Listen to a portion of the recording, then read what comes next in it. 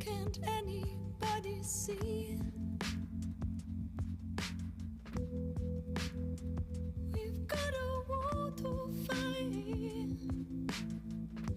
Never find our way, regardless of what they say. How can it feel this wrong?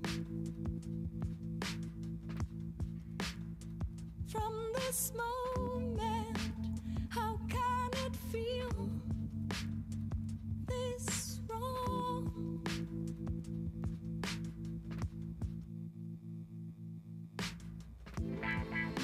Storm in the morning light. I feel no more can say. Frozen to myself, I got nobody on my side, and surely that ain't right.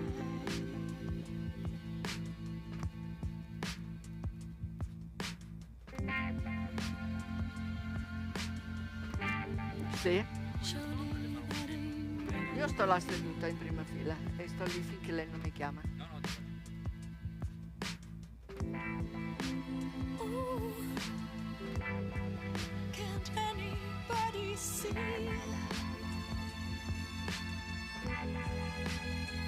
We've got a war to fight.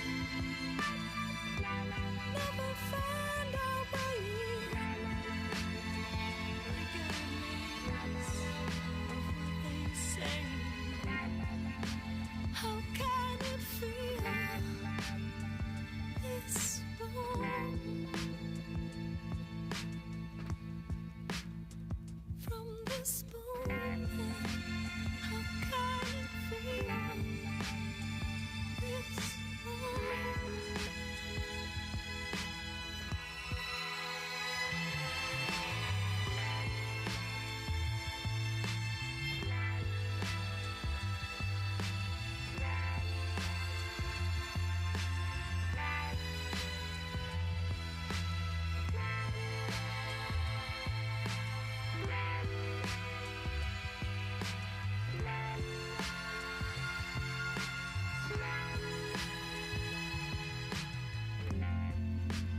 How can it feel this wrong? From this moment, how can it feel this wrong?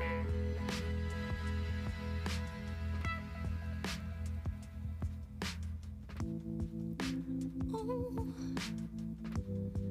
can't anybody see? We've got a war to fight. Never find our way, regardless of what they say. How can it feel this wrong? From this moment, how can it feel this wrong?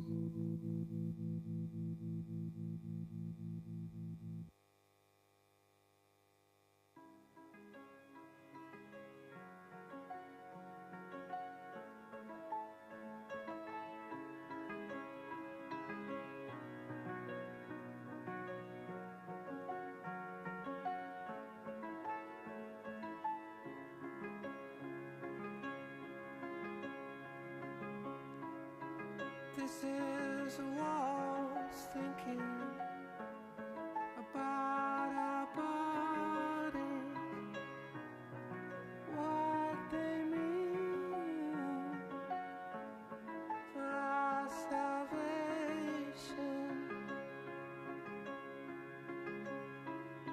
With only the clothes that we stand up in, just the ground on which we stand. Is the darkness ours to take? Bathed in lightness, bathed in heat.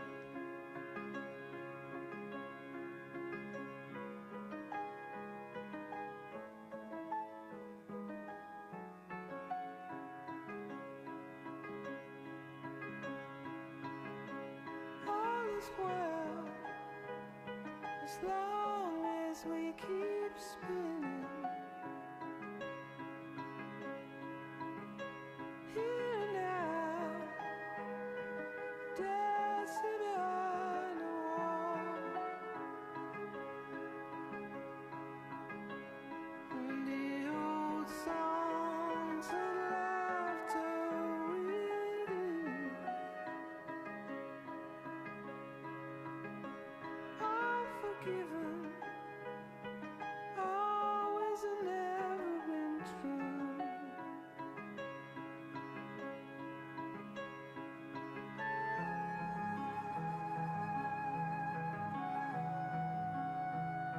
When I arrive, will you come and find me? Or in a crowd, be one of them? More than once I'm back beside her. No tomorrows at peace.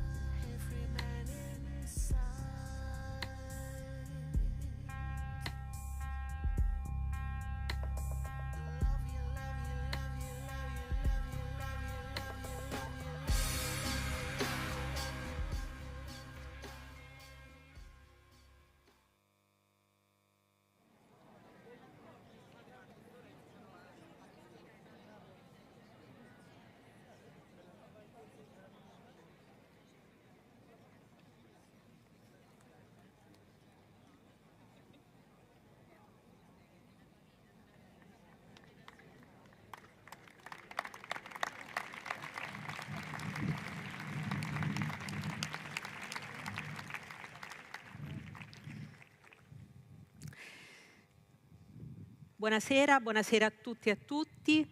Si conclude con questa serata il Festival Letterature allo Stadio Palatino. Il prossimo 19 luglio avremo ancora una serata con Nicola La Gioia all'Idroscalo di Ostia, serata alla quale siete tutti invitati a partecipare. Il tema della 24esima edizione è i ritorni. A partire da questo tema, che è un filo rosso della letteratura, abbiamo chiesto alle autrici e agli autori ospiti di preparare e leggere dal vivo un testo inedito. Gli ospiti di questa sera sono Vivian Lamarque, poetessa,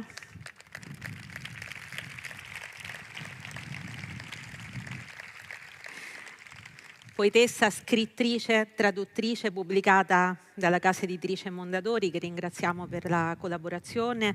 Vivian Lamarque ha vinto il premio Strega Poesia nel 2023. Tra i suoi titoli Una quieta polvere, L'amore da vecchia e l'ultima raccolta di poesie E intanto la vita. Lamarque leggerà questa sera alcuni componimenti poetici sul tema del ritorno e renderà omaggio, aprirà la sua lettura con un omaggio al grandissimo Pierpaolo Pasolini, del quale quest'anno ricorrono 50 anni dalla morte.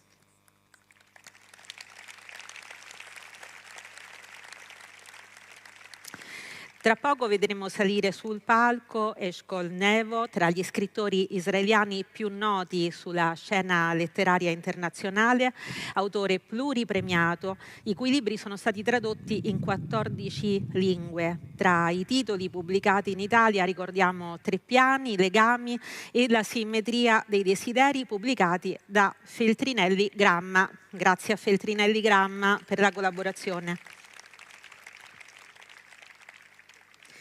E poi Nadia Terranova, scrittrice tradotta in tutto il mondo. Tra i suoi libri ricordiamo Gli anni al contrario, Addio fantasmi, Trema la notte e infine Quello che so di te, pubblicato quest'anno dalla casa editrice Guanda, che pure ringraziamo per la collaborazione. Il libro è stato finalista al premio Strega 2025. Grazie Nadia per essere qui con noi questa sera. La serata si chiuderà con Azar Nafisi, autrice iraniana trasferitasi ormai da molti anni in America.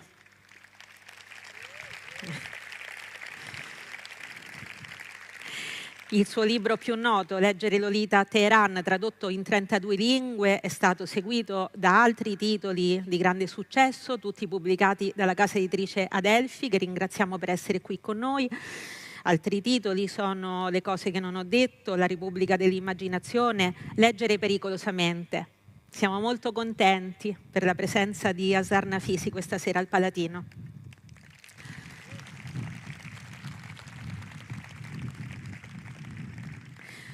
Tutte le musiche di queste serate del festival qui allo Stadio Palatino sono dei Mocadelic. Grazie ai Mocadelic. È l'ultima serata e quindi è la serata dei ringraziamenti. Fabrizio Arcuri ha curato la regia e gli interventi artistici. Grazie Fabrizio. La regia video di Lorenzo Letizia. L'artwork di questa 24esima edizione di Alessandra Carloni. Le foto sono di Musa, Chiara Pasqualini e Riccardo Musacchio. Grazie. L'ufficio stampa del Festival Letterature, l'agenzia M2A, grazie a Maia Terrinoni e Maria Galleano, grazie per il bellissimo lavoro fatto per il festival.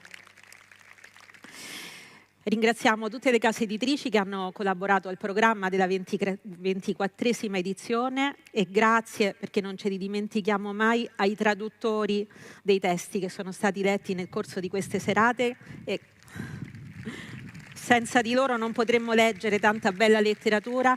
Grazie agli interpreti, grazie agli istituti di cultura e alle ambasciate che hanno sostenuto il festival e a tutti i partner che hanno promosso la manifestazione.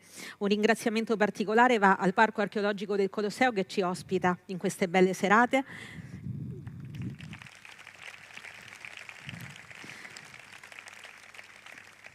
Grazie alla Fondazione Bellonci che organizza il premio Strega, alla SIAE, a Soundriff, a tutte le associazioni di categoria, AIE, ADEI, ALI, AICI.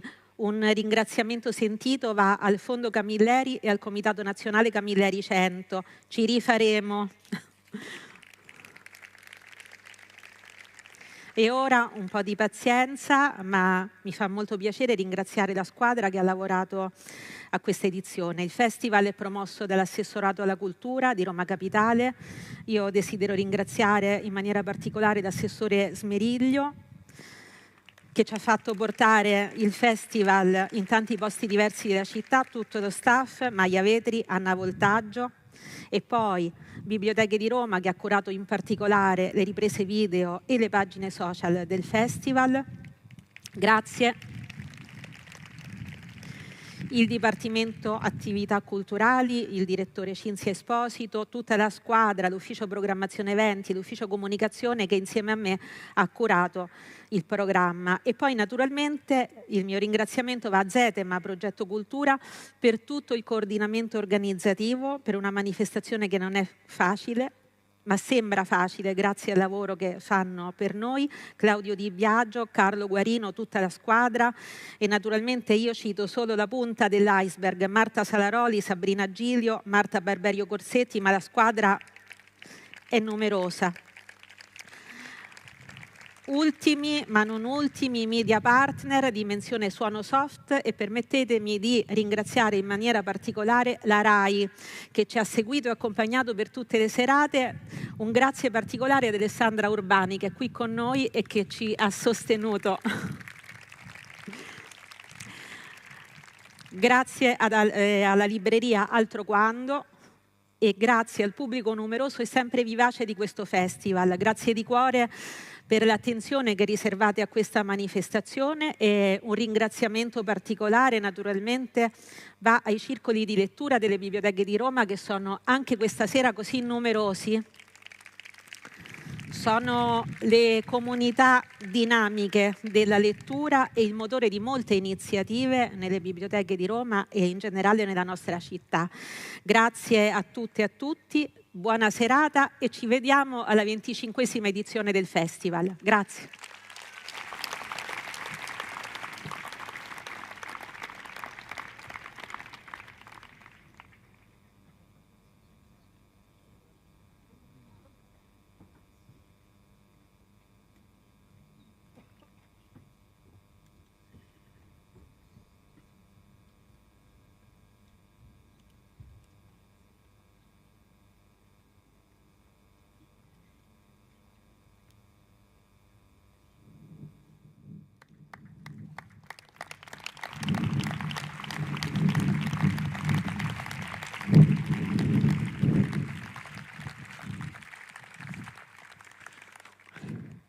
Buonasera, che bellezza qua. Stavo pensando prima di salire qui che mi piacerebbe che fosse un po' così l'aldilà.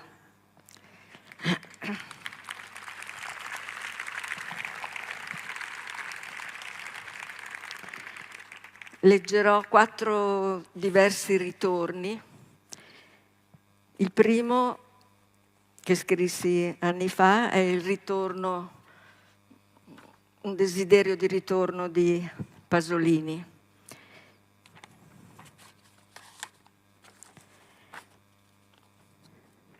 Che cielo azzurro, guarda, si è schierato per il tuo anniversario di assassinato. Proprio un giorno da partita di pallone, vedi? O da lì non si vede proprio niente, niente? Non senti che vento forte si è levato? Con un vento così il pallone ti sarebbe forse sfuggito, svolato, come tu quel giorno a noi. È un novembre con i colori di aprile. Siamo qui soli con te, Pasolini, con quel tuo morire.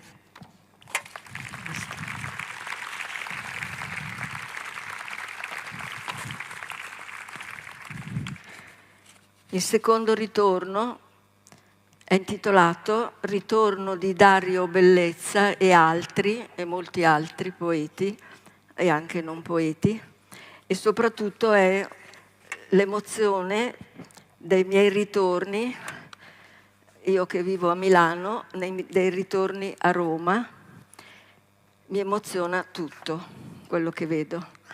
E questa poesia è dedicata quindi anche a Roma. E l'avevo scritta in occasione, l'avevo scritta a Ostia Antica, in occasione del premio Ostia Antica, guardandomi attorno, e anche là c'erano dei pini meravigliosi come quelli che vedo qua. Scusate, devo avvertirvi che so che qui voi vedete il testo, ma ho tolto 1, 2, 3, 4 righe, non spaventatevi se non le vedete. Allora, cari poeti romani, sembra l'anno scorso, ma allora c'era, mi pare, un po' di vento mentre leggevamo poesie sotto il firmamento. E qui sul palco c'era un poeta che era un vivente. Ora è diventato un poeta morto, assente. Sul palco non c'è, non parla, non sente. Gli avevo detto: ti trovo bene, Dario, come stai? Un po' dimagrito, avevo pensato, beato. Della malattia non sapevo niente. Ti trovo bene, Dario, come stai? Bene, bene. Scema, non avevo capito niente. Eppure l'ultimo suo verso sul palco era stato prima di riposarci per sempre. Cari poeti romani, tornando poi a Termini in metro, ho letto i nomi delle vostre fermate. Che emozione! Allora le ho copiate. La vicina di posto mi guardava come per dire: cosa fa? Ma non romani, sentite un po' che nomi: Magliana, Garbatella, Colosseo, Castro Pretorio, Re Bibbia, Pietralata. Mi sono così tanto emozionata che sentivo una specie di magone, esagerata, per un nome, sì, per un nome, e per il tempo, e per la morte, per il tempo che per mano ti conduce alla morte. Cari poeti romani, invece a Ostia Antica era il tempo dei versi, della vita. C'erano Giuliani, Pagliarani, la gente batteva le mani, guardavo gli scavi e quei pini giganti, strani. Dicevo a tutti: che pini strani, vero? Voi dicevate sì, sì, strani, ma distrattamente, come quando mi dite: ti ricordi quel libro? Io dico sì, sì, ma non è vero. Leggo, ma dimentico le cose, mi resta l'emozione, ma dimentico il nome, se lo ricorda il sangue, ma la memoria no. Però i vostri nomi del metro me li ricordo ancora: Magliana, Castro Pretorio, Garbatella, Colosseo, Re Bibbia, Pietralata. E quei pini che strani. Damiani in giardino ha una palma che è antica. Mi pare che le sono diventata un poco amica. Cari poeti romani, l'anno scorso mi pare che c'era un po' di vento. Carella, che spavento, aveva perso la busta dei soldi. Per fortuna l'ha ritrovata in fretta. Zeichen in casa aveva messo una molletta per reggere un telo, così almeno gli pioveva di meno. E mi ricordo di Castel Porziano, quando il palco è caduto piano piano, e di Piazza di Siena. E ricordo Valentino vestito di bianco. Cordelli era lì sul palco. L'indomani i capelli gli sono diventati tutti bianchi. Cari poeti romani, a Ostia Antica era il tempo dei versi, della vita. La gente batteva le mani, eravamo tutti poeti viventi. Guardate, quel pino mi pare che un poco si è mosso, eppure non c'è un filo di vento. Che sia Dario? Caro bellezza, ti leggiamo poesie sotto il firmamento. Grazie.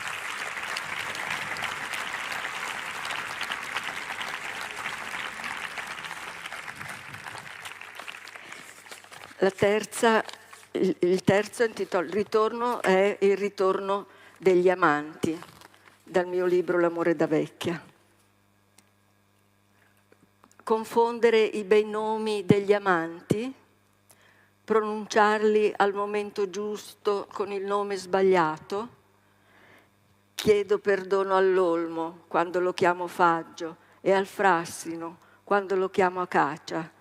Quanto si offese il carpino quando non lo riconobbi, a voltarsi di là umiliato l'aiutò il vento.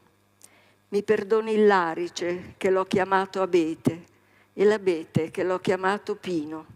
Alle conifere tutte chiedo scusa e perdono chiedo ai fidanzati. Tutti dimenticati?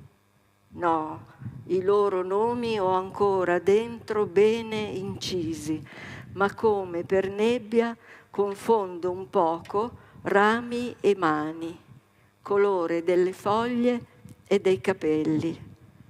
Oh, presto saremo boschi tutti quanti insieme? Avremo cuori d'erba, di radici? Orfei ed Euridici indietro volti, non ti vedremo mai più, luce di sole? Saremo presto boschi tutti quanti insieme? Da una vita passeremo a un'altra, dove, come, privi dell'azzurro della neve, privi dell'amore nelle vene?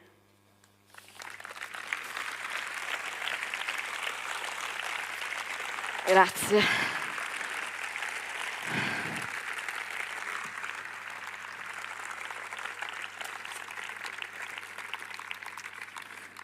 L'ultimo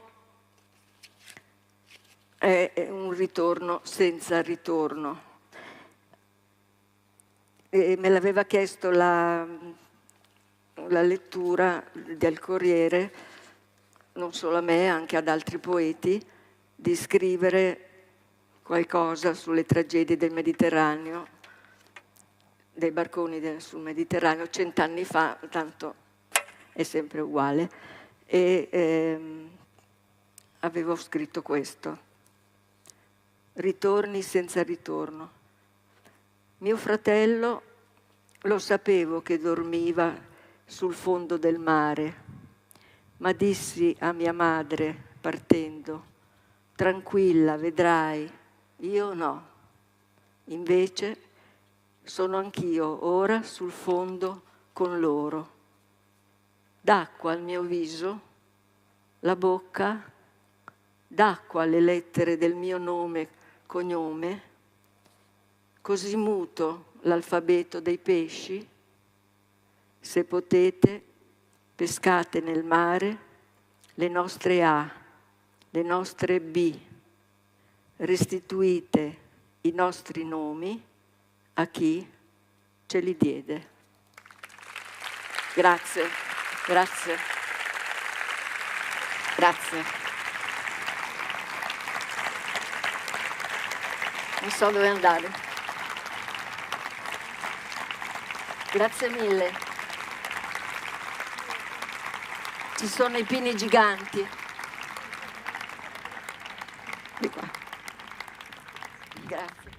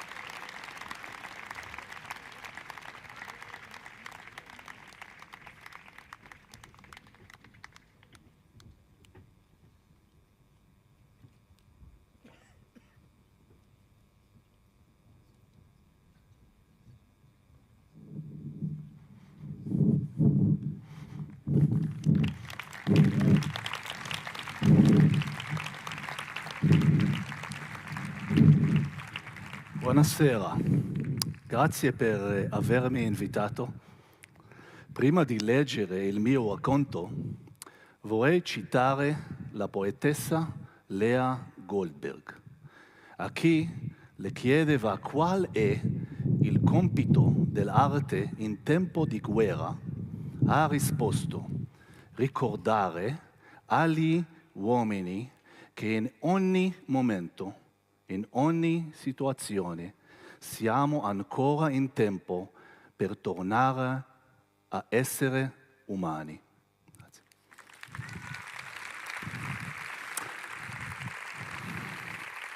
Adesso il racconto. ספוילר. בסוף, כשהוא קופץ מהגג, הוא נוחת על גג אחר. כלום לא קורה לו. עמדתי כבר לעזוב את הצריף של תנועת הנוער כשהיא צעקה את זה. היא לבשה חולצה כחולה, אני לבשתי חולצה כחולה, כולנו לבשנו חולצות כחולות. בגב של החולצה שלי היה רקום הסמל של התנועה. היא רקמה לי את הסמל כמתנת יום הולדת.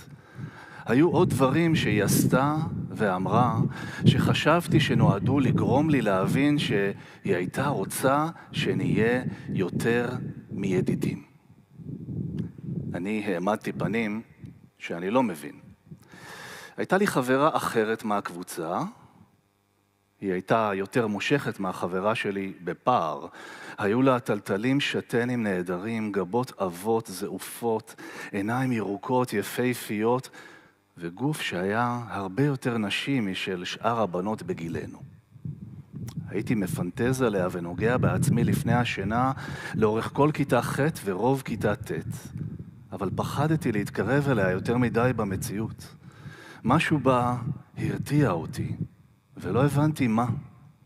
הייתי בן 14 בסך הכל כשהתחלנו להיות ידידים, ובן 15 כשהיא עשתה מה שהיא עשתה. היו הרבה דברים שלא הבנתי אז. חלקם מתפענחים לי בדיעבד עם השנים, חלקם לא. למשל, זה שהיא צעקה לי את הסוף של הסרט ברדי, שעמדתי ללכת אליו אחרי הפעולה עם החברה שלי. זה היה נראה לי מצחיק באותו רגע, ההבלחה של ההומור האכזרי שלה, שלא כולם בקבוצה אהבו. אחר כך, בקולנוע, הבנתי שהיא דפקה לי את הסרט לגמרי. המילה ספוילר עוד לא הייתה קיימת אז בדיבור של אנשים, אבל ככה היו קוראים היום למה שהיא עשתה. השאלה שעליה מבוסס כל המתח בסרט היא האם ברדי, שחזר מווייטנאם בהלם קרב ומאושפז במחלקה הפסיכיאטרית, יממש את התשוקה שלו לעוף כמו ציפור אל מותו. ובהשמטה ידעתי לפני הצפייה את התשובה. אם היו אז טלפונים סלולריים, כנראה שהדבר הראשון שהייתי עושה ביציאה מהקולנוע זה לשלוח לה SMS ובו 2 מילים, בת זונה. אבל לא היו. אז חיכיתי עד שנפגשנו למחרת בבית הספר. היינו יחד גם בתנועת הנוער וגם בבית הספר, אבל בבית הספר כמעט לא תקשרנו. היא הייתה בכיתת המחוננים, והם היו די בתוך הבועה שלהם מבחינה חברתית. בהפסקות היא הייתה הולכת תמיד עם אותה חברה מהכיתה, או עם אחיה הגדול, שהיה מבוגר מאיתנו ב3 שנים. היה לו לוק של מסומם לאחיה הגדול. שיער ארוך, עגיל באוזן, אחד כזה שלא היה מתגייס למלחמת וייטנאם אם הוא היה אמריקאי. ברור שבתור ישראלי הוא כן התגייס בסוף לקרבי, ברור שהוא נהרג בלבנון מאש כוחותינו. הם היו יושבים במחששה, היא ואחיה, ממש קרוב אחד לשני ומעשנים. לפעמים הוא גם היה כורך יד סביב הכתף שלה, וכף היד שלו הייתה נשמטת מהכתף לכיוון החזה שלה. חיכיתי לה ליד הכניסה לכיתה שלה ביום שאחרי ברדי. רציתי להטיח בה שהיא הרסה לי את הסרט. היא עלתה עם אח שלה במדרגות שהובילו מהחצר לבניין, הם היו באמצע ריב. זה היה ברור. ידעתי איך היא נראית כשמישהו מכעיס אותה, כי זה קרה לא מעט בפעולות בתנועה, במיוחד בוויכוחים פוליטיים. וגם עכשיו הגבות האבות התכווצו, העיניים שלה רשפו, כפות הידיים התאגרפו. הוא, לעומת זאת, הלך לאט, העביר יד עצלה בשיער של עצמו ונראה מסומם כרגיל. כשהם הגיעו לנקודה שבה הם צריכים להיפרד, כי הוא היה צריך לעלות לקומה של השכבה שלו, הוא רחן לחבק אותה. זה היה מוזר. היא התמסרה לחיבוק שלו בהתחלה, ואז בבת אחת, אולי הוא עשה משהו שלא ראיתי, הדפה אותו ממנה בכוח, ממש בזעם. אחר כך היא צעדה בצעדים מהירים מאוד נחושים לעבר הכיתה שלה. היא הופתעה לראות שאני מחכה לה, הופתעה ושמחה. אי אפשר היה לפספס את החיוך שהתפשט לה על הפנים.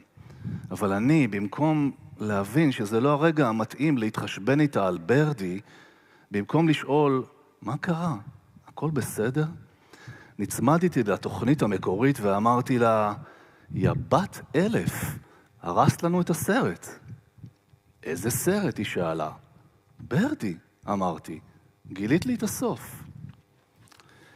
כשפינטזתי על הרגע הזה לפני השינה, ציפיתי שהיא תתנצל ותשאל איך היא יכולה לפצות אותי.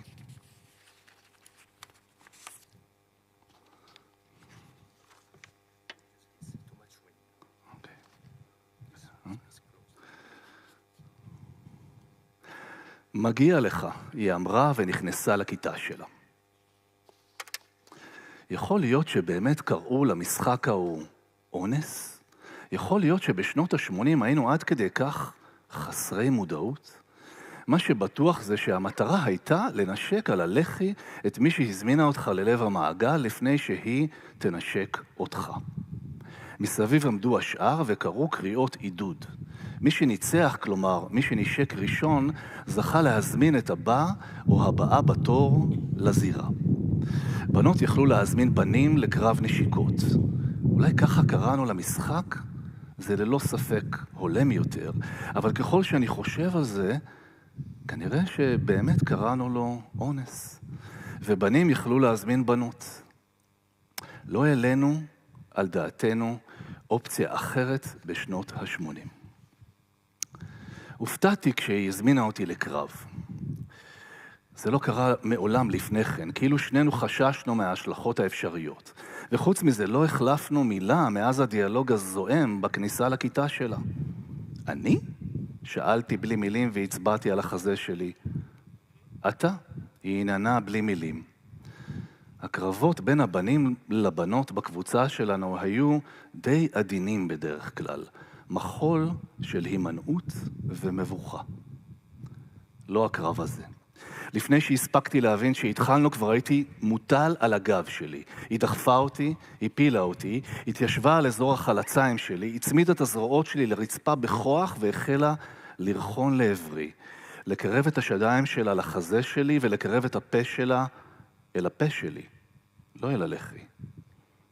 קריאות העידוד שליוו את השניות הראשונות של הקרב הלכו וגבעו. הצופים מסביבנו עצרו את נשימתם. שלחתי יד לגרון שלה והתנועה שלה לעברי נעצרה. ניצלתי את זה שהחניקה שלי השאירה אותה בלי אוויר כדי להפוך אותה. התגלגלנו על הרצפה, חבוקים, נאבקים, מתנשמים. ניסיתי לנשק אותה והיא ניסתה לנשק אותי, ואף אחד מאיתנו לא הצליח במשך דקות ארוכות. היא הכתה אותי בגב ובבטן ובפנים, ואני לא הכיתי אותה בחזרה, כי חינכו אותי שמרביצים רק לבנים. אבל לא ויתרתי, רציתי לנצח, רציתי להכניע אותה, ורציתי מאוד לנשק אותה. ואז היא שרתה אותי עמוקות עם השעון שלה. זה לא היה בכוונה, אני חושב. היינו כל כך צמודים ואחוזים אחד בשני שהשעון שלה פשוט חרט על האור של האצבע שלי. הרגשתי כאב חד, ודם החל לטפטף עלינו. הרבה דם, על הפנים ועל הבגדים. מישהו צעק, יורד לדם! המדריך עצר את הקרב והפריד בינינו. עמדנו זה מול זה, מתנשפים, עדיין מוכנים לזנק אחד על השני אם מישהו ייתן את האות. ואז, אחרי כמה שניות, כאילו איזה כישוף הוסר מעלינו, הידיים חזרו לצידי הגוף, הכתפיים נשמטו, העיניים חזרו לחוריהן. יורד לך דם, היא אמרה. כן, אמרתי.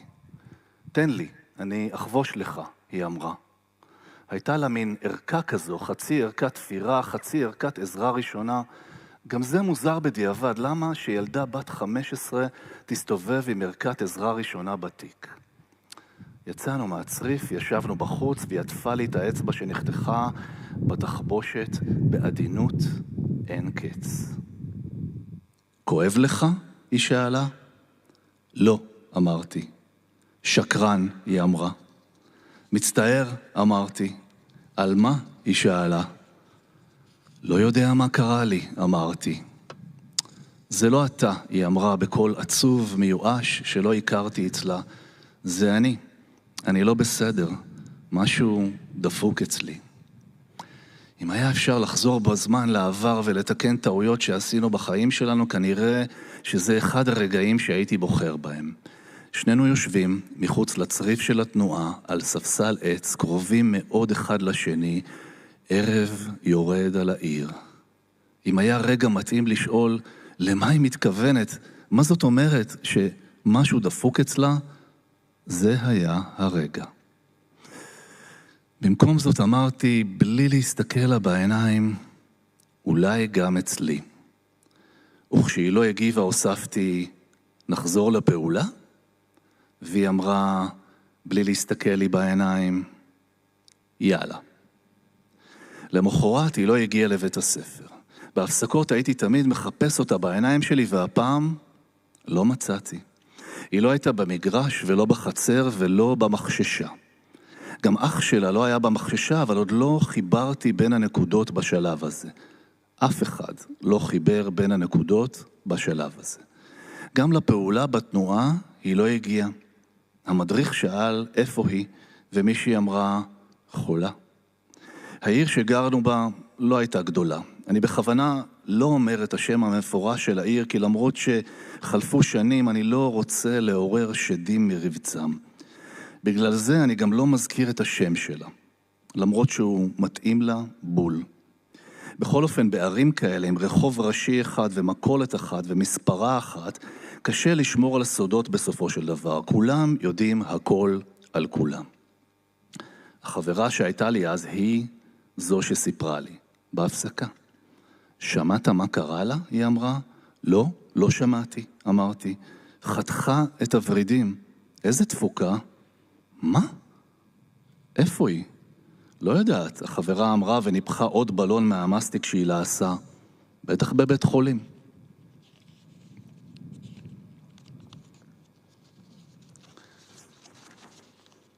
לא היה בית חולים בעיר שלנו, רק בעיר הגדולה הסמוכה. לקח לי 2 ו3 אוטובוסים כדי להגיע אליו, ורק כשהגעתי קלטתי שאין לי מושג באיזה מחלקה מאשפזים אנשים שניסו להתאבד. אני לא יודע אם זה ברור ממה שסיפרתי עד עכשיו, אבל הייתי נער די ביישן. אחד כזה שמתוך 100 דברים שעוברים לו בראש יגיד 1. אבל התגברתי על עצמי וניגשתי למודיעין. מהמודיעין הפנו אותי למיון, מהמיון לטיפול נמרץ, מטיפול נמרץ לפנימית, מפנימית לטראומה, מטראומה חזרה למיון. וכל הזמן הזה לא ידעתי כמה חמור המצב שלה.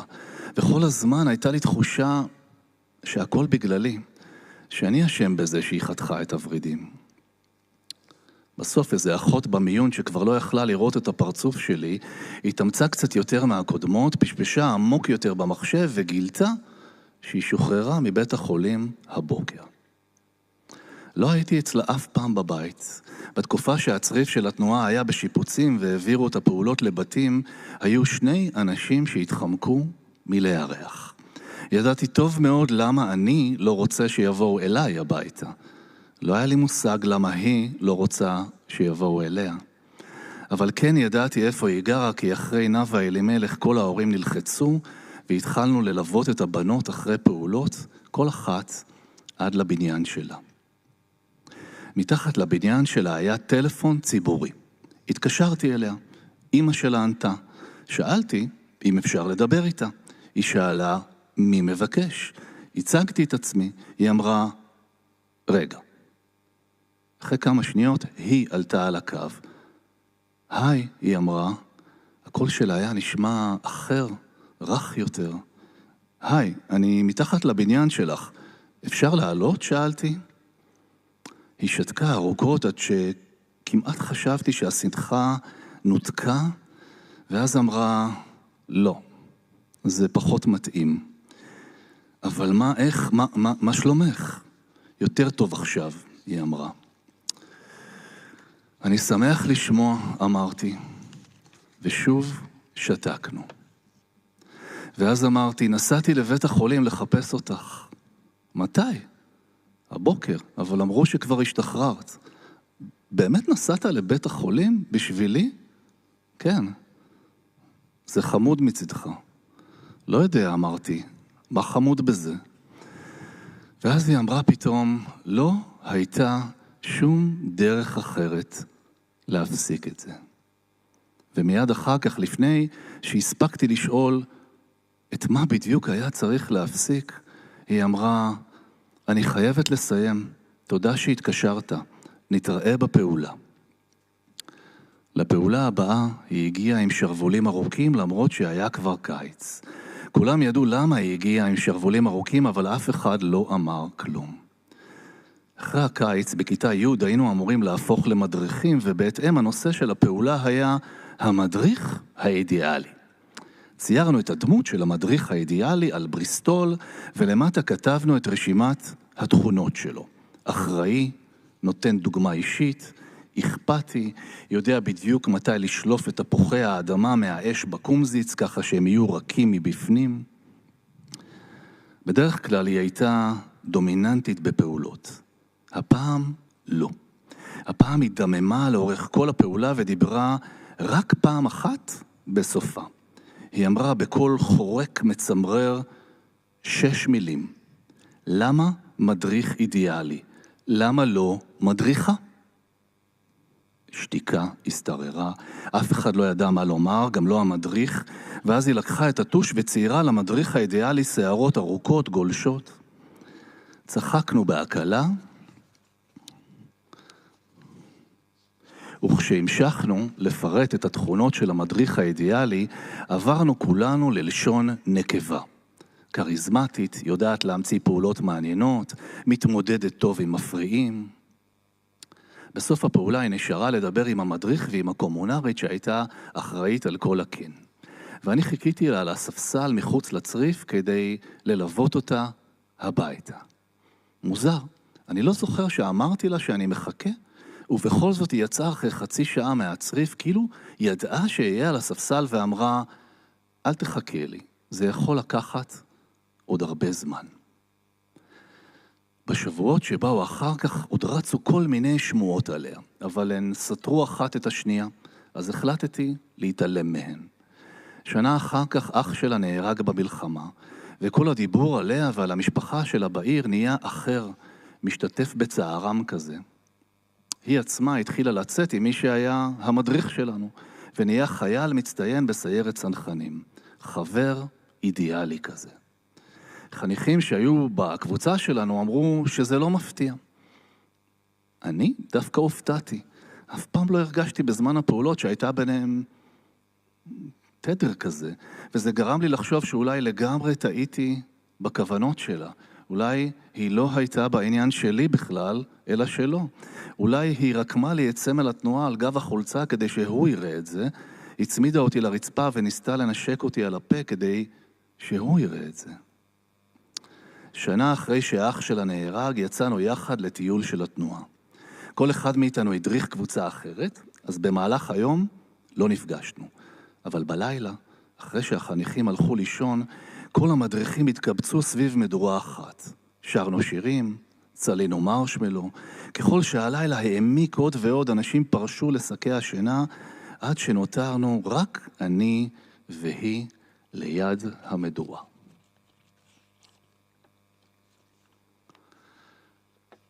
קמתי ללכת. בשנתיים שחלפו מאז שהיא חתכה את הורידים, היה נדמה לי ששנינו משתדלים לא להישאר לבד אחד עם השני, והתכוונתי להיות נאמן לחוק הלא כתוב הזה. אתה יכול להישאר איתי עוד קצת, היא אמרה? כן, בטח, חזרתי לשבת על הסמיכה. ישבתי מולה, הלהבות ריצדו לה על הפינים, הזהירו לה את העיניים. אש זה דבר יפה, היא אמרה. כן, אמרתי וחשבתי, היא דבר יפה. וחשבתי, יש לה חבר. וחשבתי גם אם לא היה לה חבר, לא הייתי רוצה. היא ואני, זה ייגמר בדם. אני יכולה להסתכל על הלהבות שעות, היא אמרה, הריקוד שלהן אף פעם לא צפוי. חיטטתי בין הגחלים בעזרת ענף שמצאתי והתרתי תפוח אדמה מפוחם. רוצה? זה כבר בטח רך מבפנים, שאלתי. לא תודה, אני לא רעבה, היא אמרה, אבל אין ספק שאתה המדריך האידיאלי.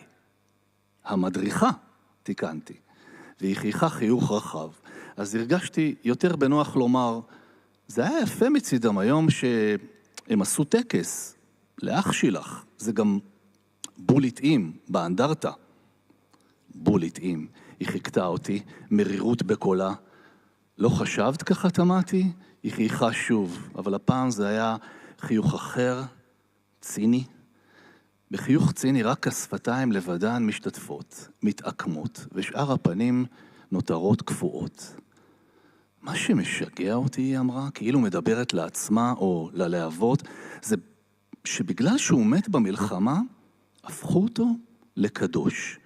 תאמין לי שאח שלי היה לגמרי לא קדוש. אף אחד לא קדוש. לא אתה, לא אני, ובטח לא הוא. לפני שהספקתי לחשוב איך להגיב למה שהיא אמרה בשנות ה-80, לאף אחד לא היה אומץ להגיד דברים כאלה על נופלים. תכלס, גם היום. היא המשיכה, ואתה יודע מה הכי דפוק? שאני מתה לספר לכל העולם מי הוא באמת היה. ואני לא יכולה.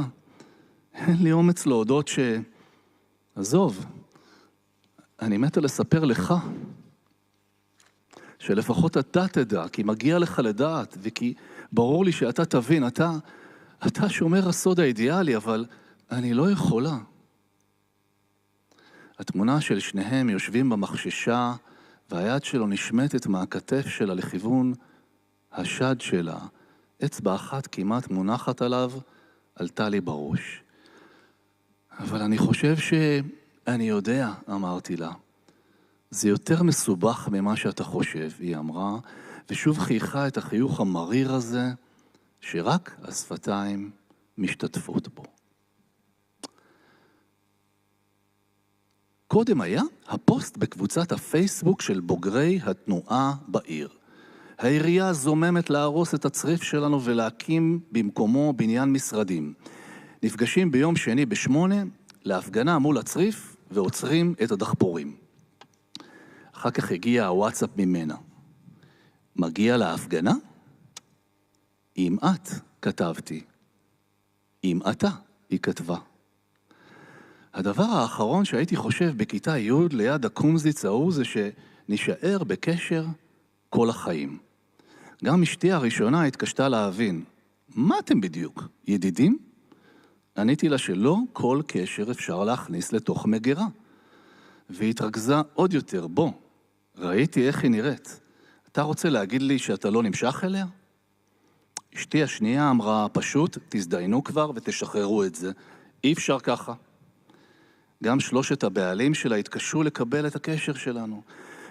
בתקופה שהיא הייתה עם השני, הדתי, היינו ממש נפגשים בסתר, כמו מאהבים.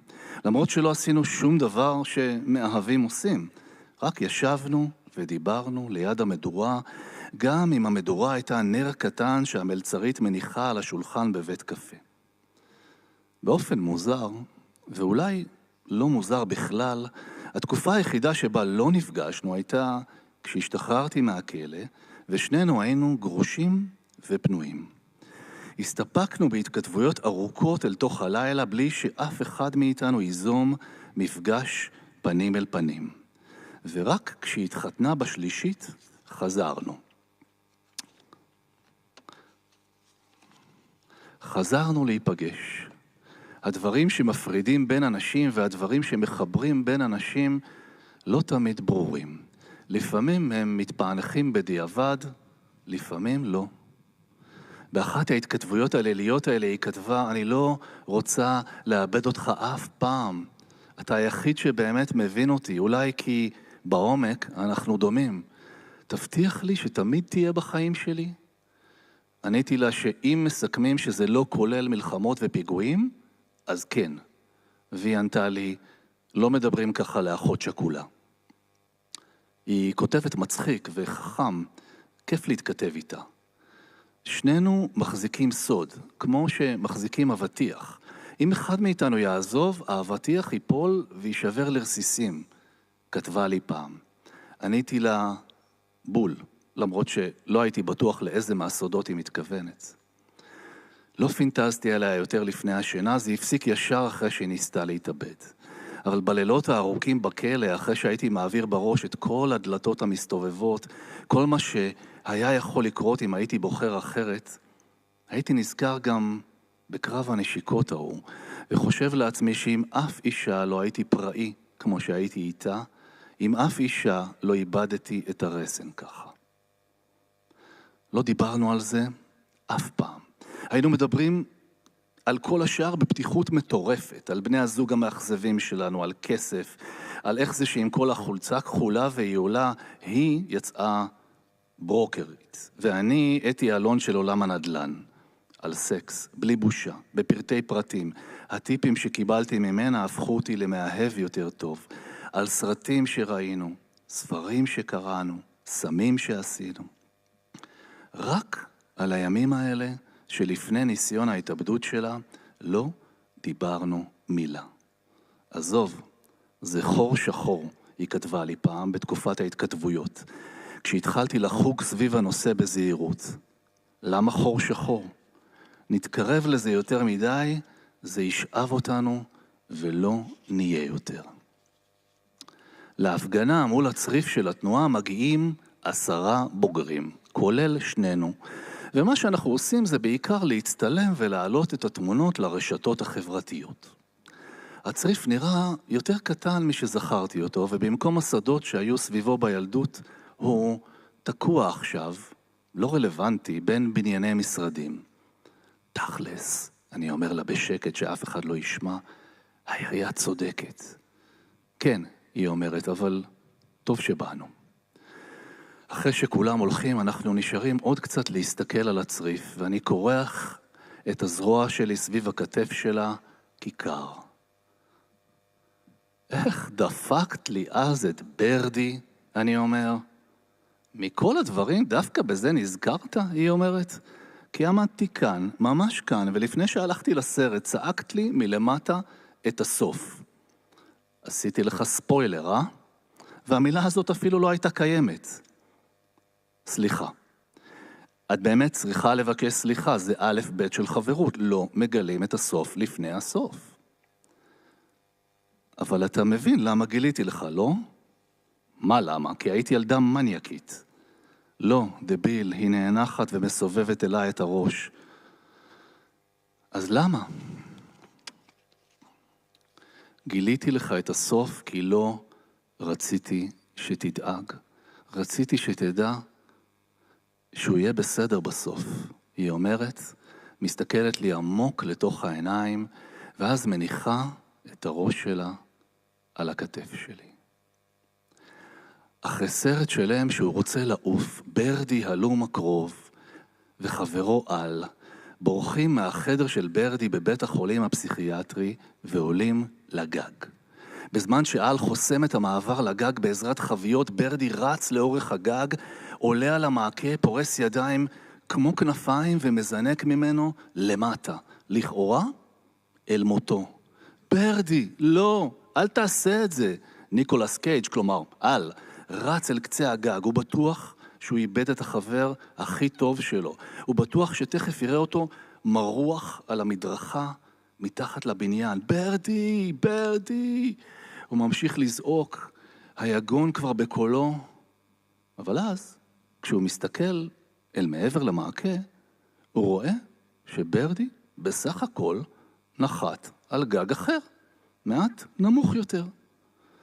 הוא עומד על רגליו, מנער את האבק מכפות הידיים שלו, מחייך ואומר, מה?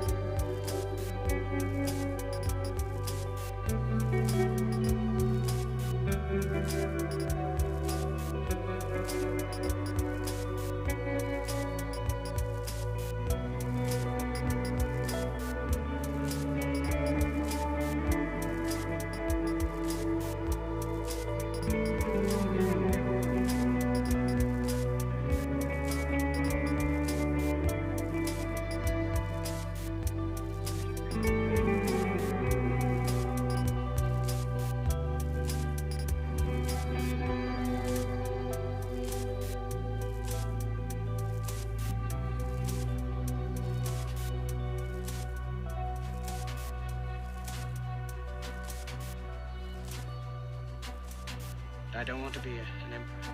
That's not my business. I don't want to rule or conquer anyone. I should like to help everyone if possible. Jew, Gentile, black man, white. We all want to help one another. Human beings are like that. We want to live by each other's happiness, not by each other's misery. We don't want to hate and despise one another. In this world there's room for everyone, and the good earth is rich and can provide for everyone. The way of life can be free and beautiful, but we have lost the way. Greed has poisoned men's souls, has barricaded the world with hate, has goose-stepped us into misery and bloodshed. We have developed speed, but we have shut ourselves in. Machinery that gives abundance has left us in want. Our knowledge has made us cynical, our cleverness hard and unkind. We think too much and feel too little. More than machinery, we need humanity. More than cleverness, we need kindness and gentleness. Without these qualities, life will be violent, and all will be lost. The aeroplane and the radio have brought us closer together. The very nature of these inventions cries out for the goodness in men, cries out for universal brotherhood, for the unity of us all. Even now, my voice is reaching millions throughout the world. Millions of despairing men, women, and little children, victims of a system that makes men torture and imprison innocent people. For those who can hear me, I say, do not despair. The misery that is now upon us is but the passing of greed, the bitterness of men who fear the way of human progress. The hate of men will pass, and dictators die, and the power they took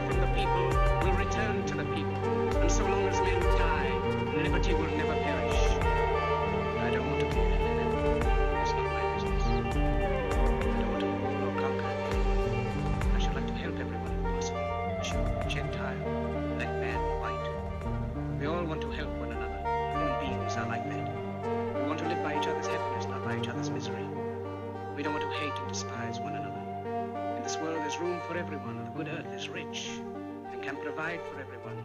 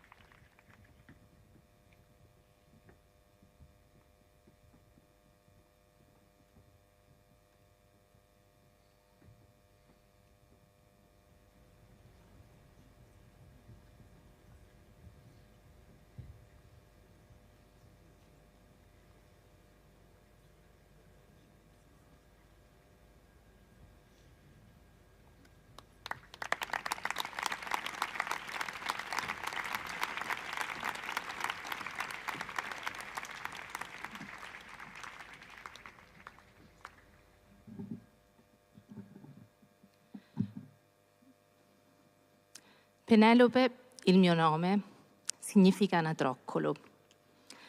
Capite che è pure divertente per voi in platea guardare lo spettacolo, poter collegare i puntini.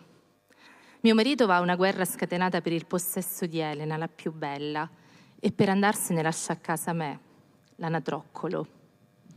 Me e il figlio, Telemaco, soli a difendere il suo regno. Sì, so cosa siete pronti a obiettare, nessuno scrittore, nessun poeta mi ha mai definito brutta, anzi. Mia madre era una naiade, una ninfa dell'acqua, e le ninfe sono bellissime. Mio padre, Icario, di lei ha fatto quello che ha voluto, se l'è mangiato quel corpicino fresco e giovane.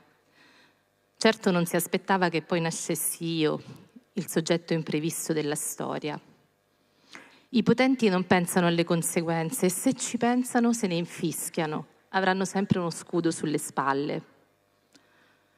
Dunque, quando sono nata, mio padre mi ha vista nuda e ricoperta di sangue, avvolta della polvere magica del parto, una bambina, che visione fastidiosa, subito mi ha buttata nel fiume. Si è sbarazzato di me eppure è rimasto sempre autorevole, titanico. Un padre che uccide i figli non fa rumore, soprattutto se si disfa di una femmina. Sentite come nasce la disparità? Morte per annegamento, una morte pulita, giacché l'acqua lava tutto, le tracce e gli affronti. Quanto a mia madre, quando avevo 7 anni, una balia stizzita mi disse: se avesse tenuto a te, si sarebbe ricordata che sapeva nuotare. Veniamo addestrate presto a odiarci fra di noi. Sì, mi ricordo quando sono morta, ero appena nata. Come tutte le femmine avrei dovuto lottare per vivere. Non pensate che ce lo assegnino nella pancia quel diritto, non a noi. Prima nasci, poi vediamo. Se sei femmina ti aspettiamo al varco. Mi ricordo il silenzio dell'acqua, il braccio colpito da una conchiglia, le alghe che si avvitavano al collo mentre lottavo in un liquido estraneo. Com'era diverso tutto dalla quiete del ventre da cui ero stata strappata. Non morii per davvero, perché un'anatra mi prese per il collo. Con un gran svolazzare di ali mi portò a riva, aveva gli occhi uguali ai miei e la riconobbi come mia madre. Nello stormo di uccelli che mi corse incontro c'era chi mi soffiava per restituirmi il respiro, chi con la zampa mi percuoteva la schiena fino a farmi uscire il primo vagito. Ora sì che stavo nascendo, Penelope, l'anatroccolo femmina. In un mondo di dei ed eroi avevo cominciato a meritarmi la vita. E voi, tutti, increduli nel sentirmi respirare, avete cominciato a sospettare che fossi la più forte. Se ero scampata alla morte, forse avrei ottenuto il vostro bene. Quale fosse, lo avete deciso voi. Considerate il mio nome, Penelope. Non guardate chi vi sta parlando, ignorate il mio aspetto. Vi è servito raccontare che ero bella, era utile a costruire il mio mito. Considerate voi stessi le storie che tramandate da 3000 anni, le più sontuose, le più antiche. Considerate i poemi, la tragedia. Ripetete con me questo numero, 3000. Non proprio un fatto da niente. 3000 volte 365, i giorni in cui avete pronunciato il mio nome, Penelope, per sigillare il vostro ideale, la moglie perfetta, casta nell'attesa, astuta a suo malgrado, ingannatrice, sì, ma per difendere l'onore del marito. Penelope devota, profonda, delicata, mai sconveniente, mai temibile. Penelope è il miraggio di pace di ogni avventuriero. Tormentata, sì, ma fedele, innocua. Per un attimo considerate Ulisse. Sarebbe partito senza che fossi rimasta ad aspettarlo, se alla sua storia non avessi aggiunto la mia? Certo, chi parte non ha bisogno di qualcuno che lo aspetti, invece io sarei esistita senza la mia definizione, colei che aspetta un altro. Considerate Penelope, fate la zitella, serraiata in casa ad attendere un ritorno, senza l'uomo partito in guerra.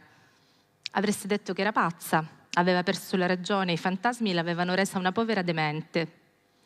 Considerate la vostra Penelope, la pazienza e la fedeltà, le virtù decantate, ecco cosa vedevate in me. Mio marito, l'avventuriero, aveva anche il grande merito di aver saputo scegliere la donna giusta. Lo amate anche per questo. E io sono lo specchio che restituisce aumentate, moltiplicate per 3000 volte le sue virtù. Ma non è vero, Penelope, c'è virtù nella tua restanza. Ulisse è tornato, mi ha messo incinta di nuovo ed è ripartito. Come mai dopo 20 anni è stato con me solo una notte prima che la noia lo risospingesse via? Sono io la sua noia? Non abbiamo detto questo. Preferite infatti che sia io ad assumermi l'onere di farlo, allora continuate a considerare la vostra Penelope, il vostro secondo sesso, la donna che vi siete scritti a uso e consumo del vostro mondo, occultando con metodo e precisione ogni dettaglio che potesse smentirvi. Considerate, mi raccomando, come avete fatto per 3000 anni, con i numeri voglio esagerare, la versione di un'unica storia. Consideratemi la protagonista di un palcoscenico sgombro, la regina di una casa vuota. Quando ogni forma di verità è perduta, può risultare strategico vivere dietro alle versioni ufficiali, mandare avanti un fantasma di sé. Così della vostra storia ho approfittato anch'io. Ho lasciato che mio marito si occupasse della conquista del mondo e ho recitato la parte che mi avevate dato, la sovrana supplente. Ho creduto, e in quegli anni era vero, che non protestare fosse il solo modo per salvarmi la vita. Quella di cui parlavate non ero io. Vi siete presi la mia immagine, non la mia anima. Sapete, su come arrangiarmi a non morire avevo maturato dalla nascita una certa esperienza. Se avessi amato un altro, se avessi danzato nuda nel giardino, se avessi organizzato la rivolta con le ancelle, uno di voi, buono o cattivo, nel nome di qualche legge, mi avrebbe fatta fuori, in un attimo. Sono rimasta dentro il recinto, con dentro di me una libertà a voi sconosciuta, e vi ho ascoltato parlare di me come se parlasse di un'altra, una donna che non riconoscevo. A volte sorridevo. Ho sentito come vi è piaciuto farmi abitare il vuoto meglio di tutte. Avete considerato il mio nome la clava con cui colpire le altre. Questo mi è piaciuto meno. Ho odiato la versione che di me è servita per far scorrere il sangue delle donne, ucciderne i desideri, far sì che nascessero già private dei loro sogni, mozzati alla radice. Che te ne fai di Ulisse se per modello puoi avere Penelope? Così dicevate alle bambine. Ho visto come vi applaudivate a vicenda, le pacche sulle spalle che vi davate l'un l'altro, soddisfatti per avermi messa sotto scacco. Vi ho spiato mentre ammiravate la perfezione della gabbia virtuosa in cui mi avevate rinchiusa. Ho sperato che avreste mostrato l'umanità che non avevate. Ho sperato, come può sperare una sopravvissuta a cui è concesso di sperare l'impossibile. Colei che una volta è stata salvata da un'anatra non ha nulla da perdere. Intanto soffrivo mentre levigavate la clava che avete usato per raggiungere il vostro scopo, trasformandomi nel tronco che ostruisce la strada, nella valigia che noi donne non prepareremo, nel biglietto scaduto, nel viaggio immaginato. Mi avete fatto diventare il cavallo preso in corsa dagli uomini mentre le donne restavano a piedi. Adesso che avete considerato Penelope, ora che avete tutto e siete al sicuro e vi sembra di poterci concedere qualcosa, ora che va di moda raccontarci, ora vi applaudite tra voi. Tutto sommato considerate Penelope. Non sentite il grottesco quando prendete parola? Stiamo restituendo dignità a Penelope. Ma per favore, ho già la mia dignità, grazie. Esageri, Penelope, sei di parte, i tuoi occhi sono confusi, non distingui la verità dai tuoi spettri. È lecito reagire agli attacchi, ma non ai complimenti. Per attaccarmi avete foderato la clava di velluto.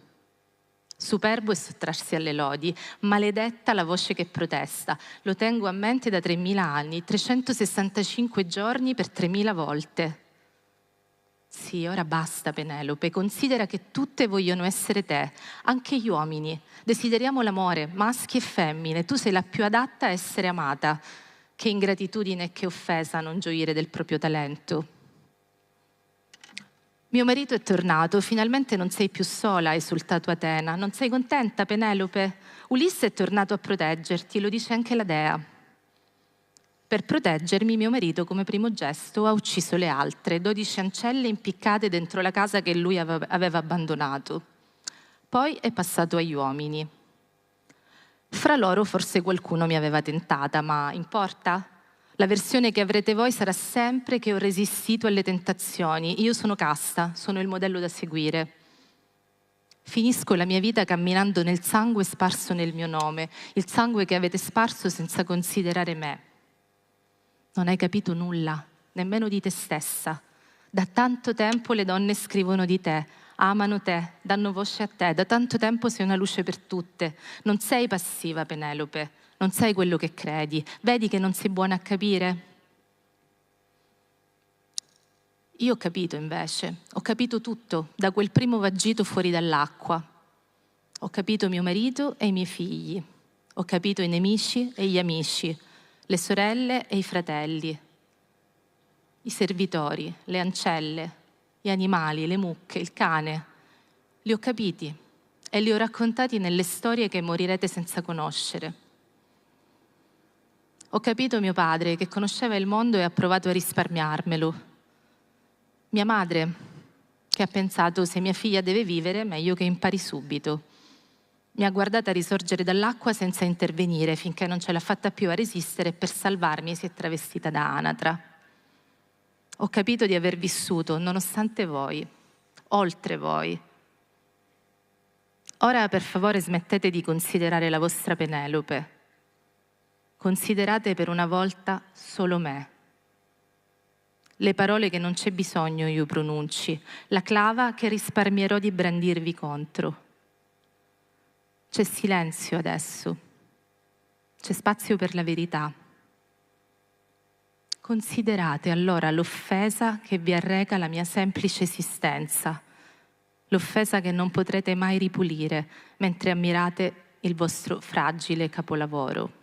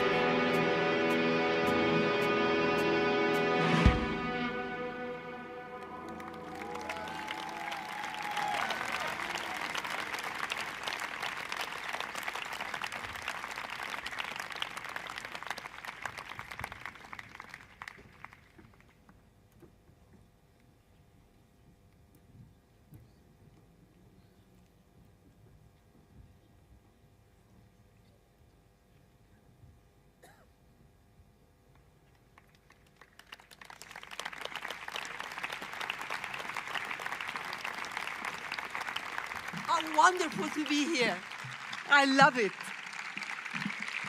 Thank you. I'm back in Rome exactly 21 years after my participation at the Rome International Festival of Literature.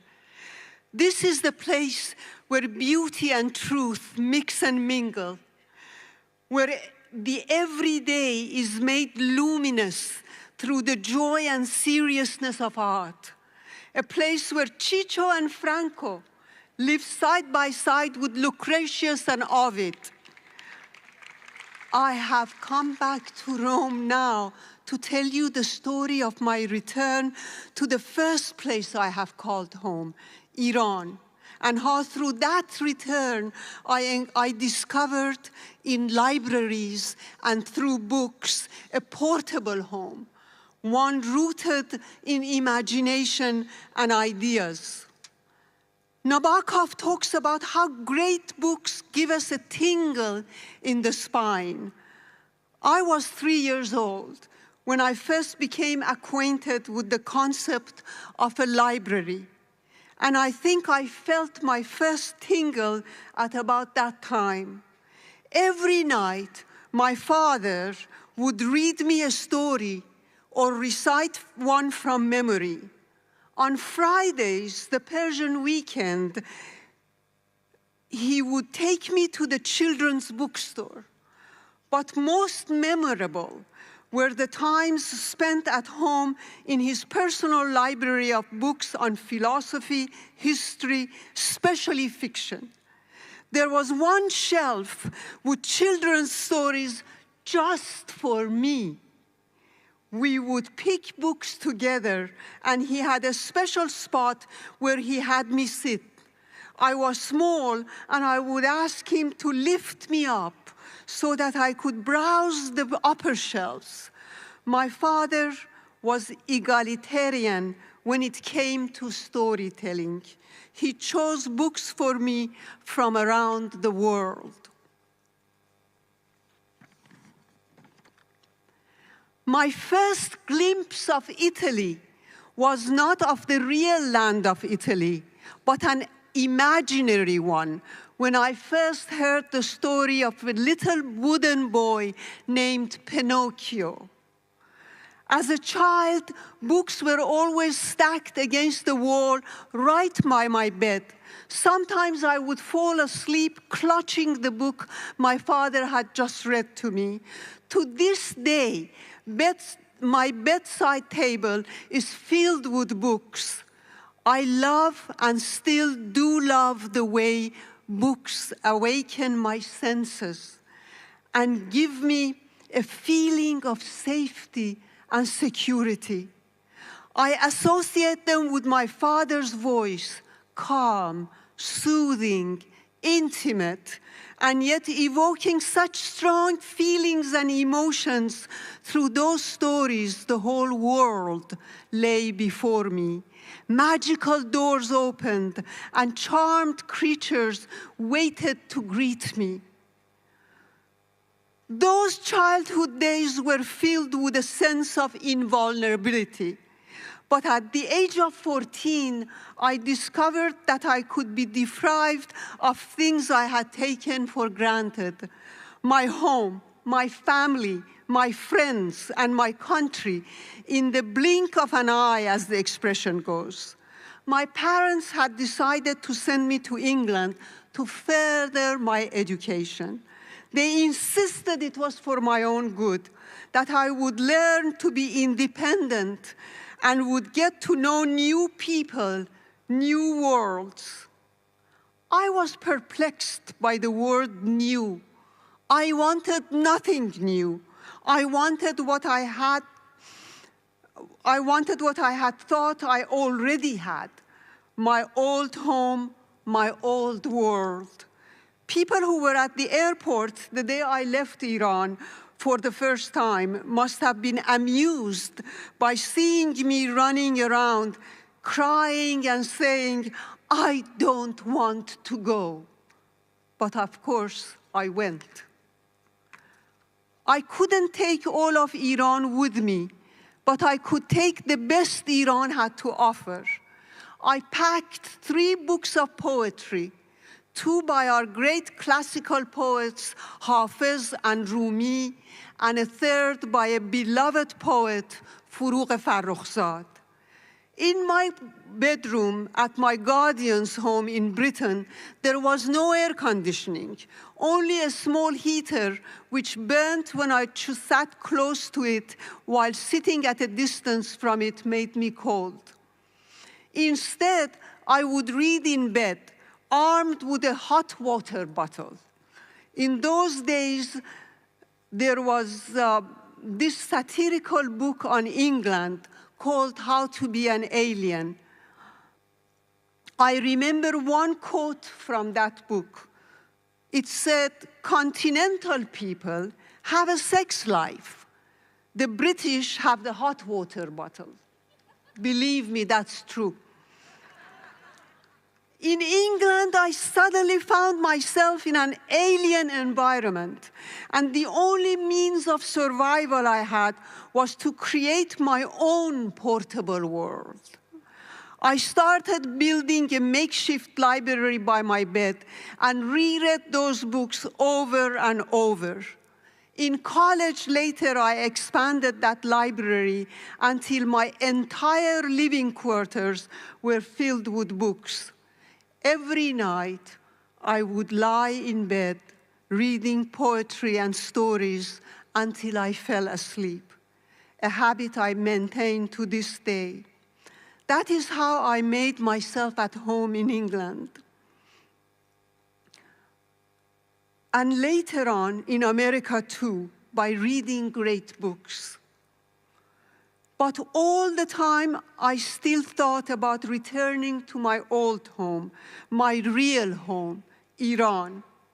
All my focus during the decades I spent in Britain and later in the USA, I was returning home. I only went back for short visits, but it took me 2 decades before I fully returned home. By then, it was the summer of 1979, and this time I was determined to stay for good.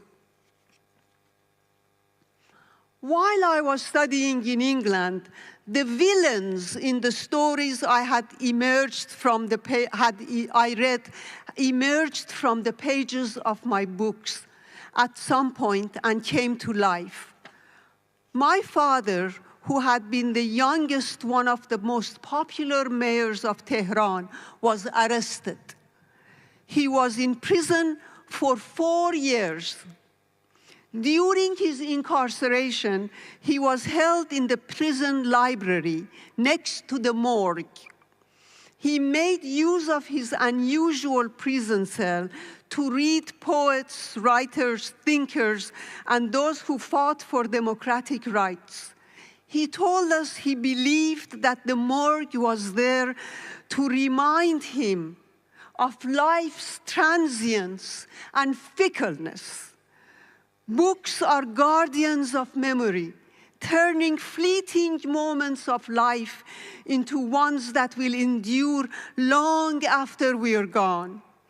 When talking about the library, my father would smile mischievously and say how lucky he felt in that room, surrounded by books. "Let us not forget the morgue," he would say. He believed that the morgue and the library taught us how to value life, how to stand up to death. While in jail, my father wrote 1,000 pages of prison memoirs. He took up painting and he learned Russian. He read and translated poetry, essays, and books. He said those 4 years were among the most fruitful time of his life. He had learned not just about human beings' capacity for villainy and evil, but he had also learned about the capacity for love, for joy, for hope. He also felt fortunate because in jail he had many friends. He said he was never alone because his cell was a library, and looking through the books felt like visiting good friends. The most important friend was the prison librarian, Mr. Khourouti, a shy and dignified man who frequented my mother's Friday salons where my parents' friends gathered, discussing everything, including the latest news about my father. The prison librarian spent a great deal of time exchanging views with my father on history, literature, art, and at times even politics. He provided my father with the books that he wanted and sometimes brought him flowers. Books and flowers go together, he would say. One of the charges they brought against my father was insubordination. Time and again, he was told he could be released if he showed remorse for his alleged crimes. His response was that he preferred to remain in jail, stand trial, and defend himself. When he was finally tried, my father opened his legal defense with lines from our great epic poet, Ferdowsi, and sprinkled it with quotes from poets, writers, and thinkers, from Saadi to Victor Hugo to Quran. In the end, he was cleared of all charges, except for one. Can you guess? Insubordination. Time and again, he was told that he would be, oh, sorry, I have read that part. The word reminds me of a quote by Nabokov. Nabokov said, "Curiosity is insubordination in its purest form. That is why great works of literature are not political, but insubordinate." My father once worked at the government planning agency where he edited a magazine called The Prosperous Iran. It focused on issues relating to Iran's development, but he insisted on including articles on culture as well. During my father's incarceration, my brother, aged 12, decided to build a lending library with the help of a young uncle of ours. Like the magazine, he called it The Prosperous Iran, treating it like a business venture with membership fees that sought our relatives and friends, all the while conveying my father's message of the need to aspire to spiritual as well as material wealth. That library survived until my brother was sent abroad to study at the age of 17. The passion for books and libraries was not limited to my immediate family. Our cousins who lived in Isfahan had their own libraries. They also produced a handwritten magazine filled with stories, poems, and travel logs. We Nafisis were not impressed by wealth and power, but we were snobbish when it came to literature and art. When I was growing up, the patriarch of the family was my father's cousin, whom we all called Uncle Said. My father was his protege.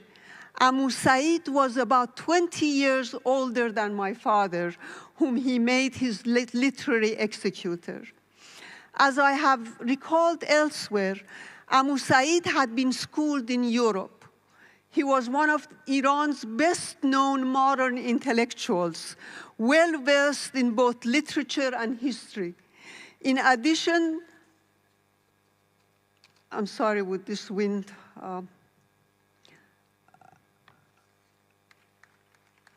I'm sorry, I lost my, Amu Said had been schooled in Europe. He was one of Iran's best-known modern intellectuals, well-versed both in literature and history. In addition to his numerous works in these areas, he had written several works of fiction, a French-Persian dictionary, and many translations, including Homer's Iliad and Odyssey. In 1921, Amu Said and a handful of fellow writers and intellectuals founded Iran Javan, the Young Iran Club, whose aim was to bring about a democratic Iran. My parents would often take me to Amu Said's house at the end of the Nafisi family alley, a seemingly forsaken side street with a dry stream running down the middle. The house was a little cold and damp during the winter. It had a dusky quality, as if it were forever evening, regardless of the actual time of day. The furniture seemed to fade into the surroundings, creating the illusion that the shabby couches and chairs were ghostly objects as insubstantial as the secrets I imagined lingering in the shadows of that wonderful home. The only bright room in the house was the library, where stacks of books filled the shelves and were piled precariously on the floor. The books all seemed alive to me, like turtles with square backs and invisible legs. Whenever we visited Amu Said, at one point would ask me with a rare smile on his face, would send me to his library with the exact location of a specific book that I was to fetch for him. Perhaps it is because of this that I have always imagined enchanted places, not as glorious edifices, but as penumbral ruins, their magnificence confirmed by the secrets hidden in their dark corners. It is entirely fitting that his house was turned into a museum of books and manuscripts after his death. I left the US and returned to Iran in 1979. I finished the defense of my dissertation, and 2 days later, my husband Bijan and I were on a plane taking us to Tehran. I was returning to the Iran that had existed in my dreams and that I hoped has now become real. But as I entered the airport, I sensed that this home was not a home. The militia with their guns watching us, women clad in black hijab from head to toe watching us and smiling with a look almost of hatred. Over the month that followed, I witnessed the repeal of progressive laws, especially for women. How could I justify stoning people to death for what is called adultery and prostitution? How could I justify marriage at the age of 9 for females? How could I tolerate a viewpoint that called everything that had to do with freedom and rights dangerous and westernized? These questions kept haunting me as I participated in demonstrations, supported women's protest against the new laws and the compulsory hijab. Iranian women in the streets were shouting, "Freedom is neither Western nor Eastern. Freedom is universal." Day by day, week by week, I grew more and more alienated from this place that was no more Iran, but the Islamic Republic of Iran. The real blow came out of the blue. One morning, as I was going to work at the University of Tehran, I came across a crane in the middle of the street with a man hanging from it. The regime had made these hangings public to scare the public. But as scary as that image of the man dangling from the crane was, the number of people who were there watching. I walked by quickly with a nauseous feeling in my stomach. After the shock of what I had seen, I felt I had to walk far, far away. I needed to go somewhere to forget. But instead of forgetting, the image of the man and the crane would return like a slap. What about his family? Did he have any children? What on earth could I do? I canceled my classes, went home, and went directly to freezer, frantically eating some ice cream. And a few moments later, I threw up. For a week, I could not sleep properly. It was only now that I fully understand Primo Levi's remark when he said, "I write in order to rejoin the community of mankind." For what saved me then, after the man and the crane, and during the cases that follows, was that I wrote. That was the only weapon I had, reading and writing and rejoining Primo Levi's community of mankind. This incident, the first of many, made me that home was not home anymore, and that I had to find a home that would always keep me safe, stay faithful, a portable home. On my return to Iran, I made use of my father's and brother's libraries, but I also started a new library of my own. I enjoyed making that library, assisted by two students who came by regularly to arrange it. We would talk about literature and art, life in the Islamic Republic, films we had seen, all underground, and share academic and intellectual gossip. That new library became a refuge from the prison the Islamic Republic had made of the whole country. I spent hours in that room, whose windows opened into a garden with a persimmon tree and flowers. I would read or entertain friends and colleagues there. The very existence of books from around the world, representing wealth of backgrounds, viewpoints, and voices, and arranged side by side on the shelves, created a democratic oasis in the land of totalitarianism. One day, I was in class talking about Henry James, and we heard a commotion out in the hall. We were told that one of the militia, a veteran of the Iran-Iraq War, who was also active in the Muslim Students Association, had come to school with 2 cans of petrol, gone into an empty classroom, poured the petrol over his head, and set fire to himself before running through the halls shouting, "They betrayed us. They lied to us." By the time my students and I rushed into the hall, he was all scorched and being carried down the winding staircase on a stretcher.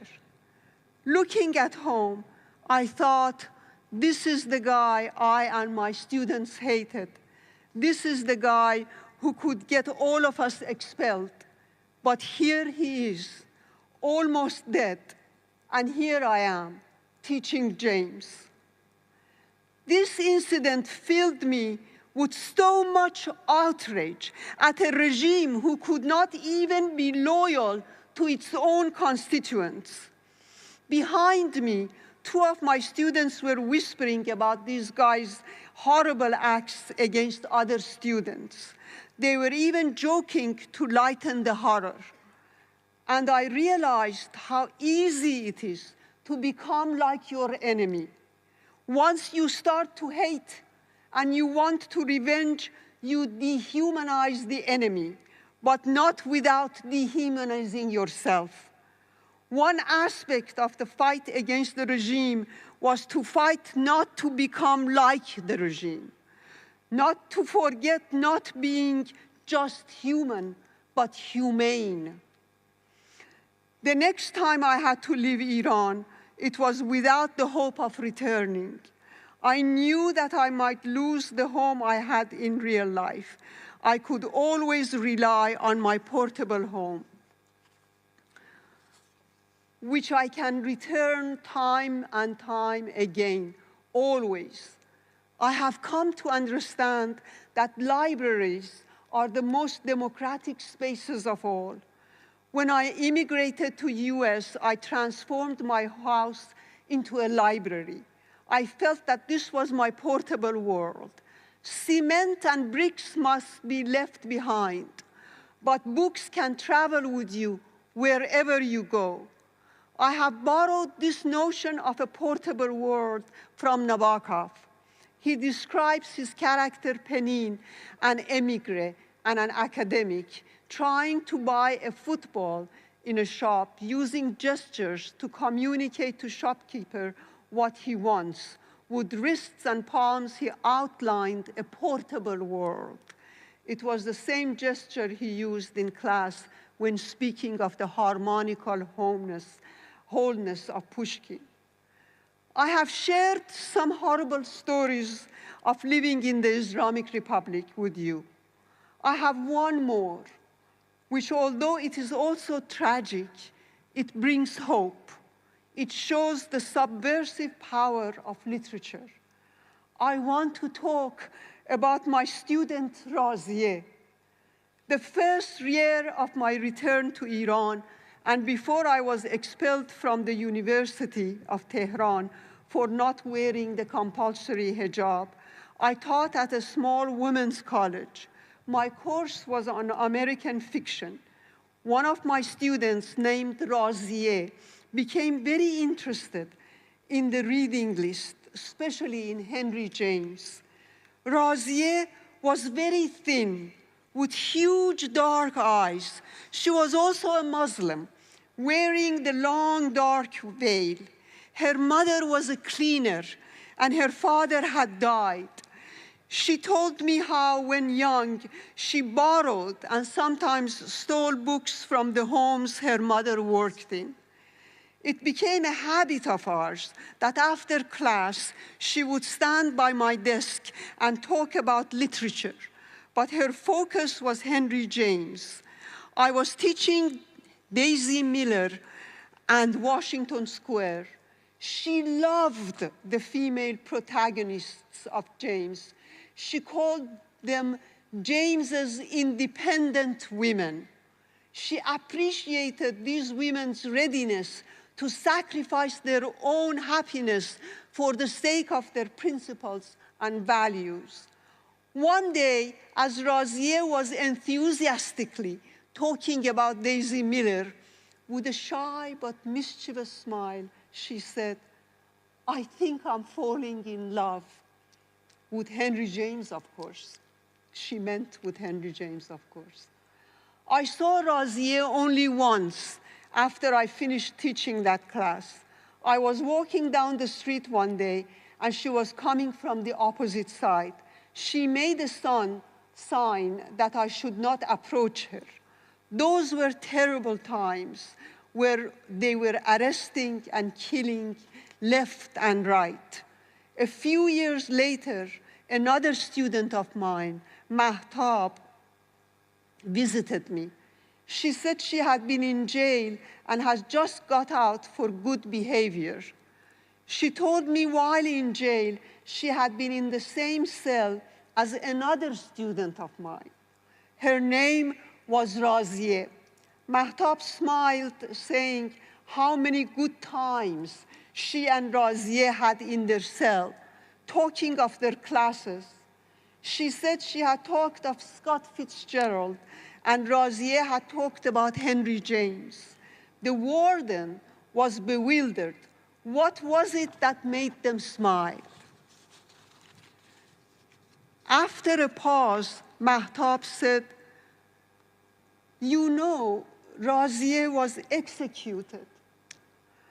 I didn't know. And this time, I felt outrage, not just against the regime, but against the whole world and against myself, as if I could have protected her. But here in Rome, now, I can also envision Razieh's smiles at remembering Henry James's courageous women.